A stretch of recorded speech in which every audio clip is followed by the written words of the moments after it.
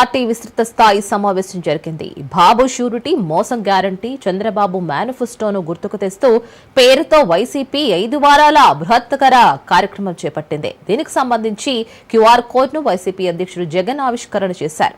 కార్యక్రమం ద్వారా ఇంటింటికి వెళ్లి కూటమి ప్రభుత్వం ప్రజలకు చేసిన మోసం తెలిసేలా ప్రజలకు వాస్తవాలు తెలియజేస్తామంటున్న మాజీ ఎమ్మెల్యే మొండితోక జగన్మోహన్ రావుతో మా AP bureau chief Kranti face to face. Jaganmohan Reddy అధ్యక్షతన ఈ సమావేశానికి సంబంధించి కొన్ని కీలకమైన అంశాలు కూడా చర్చించినట్టు తెలుస్తుంది. మనతో పాటు మాజీ ఎమ్మెల్యే మొండితోక జగన్మోహన్ రావు ఉన్నారు. ఏంటి ఈరోజు ఈ సమావేశానికి గల సారాంశం ఏంటి? ప్రధాన కారణం సంవత్సర కాలం పూర్తయి కూటమి వచ్చి సంవత్సర కాలం పూర్తయిన సందర్భంగా ఎన్నికలకు ముందు వాళ్ళు ఇచ్చిన హామీలేంటి, హామీలతో పాటు ప్రజలకి ప్రతి ఇంటికి వెళ్ళి మీ ఇంటికి ఏమేం పథకాలు వస్తాయి అని తెలియజేస్తూ, ఎంత డబ్బులు వస్తాయని కూడా తెలియజేస్తూ, వాళ్ళ చేత మిస్డ్ కాల్స్ కూడా తీసుకుని వాళ్ళకి బాండ్స్ కూడా ఇచ్చారు.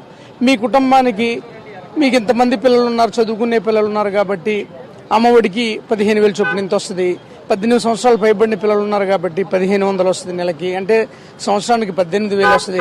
50 సంవత్సరాలకే పెన్షన్ కాబట్టి ఒకరికి ఇంత వస్తుంది, అంటే 4 పిల్లలు 48,000 వస్తుంది. ఇట్లా ప్రతిదీ రైతు భరోసా ఉందనుకోండి, మీకు 12,000 20,000 వస్తుంది. ఇట్లా చెప్పి సంవత్సరంలో ఎంత వస్తుందని చెప్పి మీకు అర్హత సాధించారు అని త్రికరణ శుద్ధితో వాళ్ళు వాగ్దానం చేస్తూ బాండ్స్ ఇచ్చారు.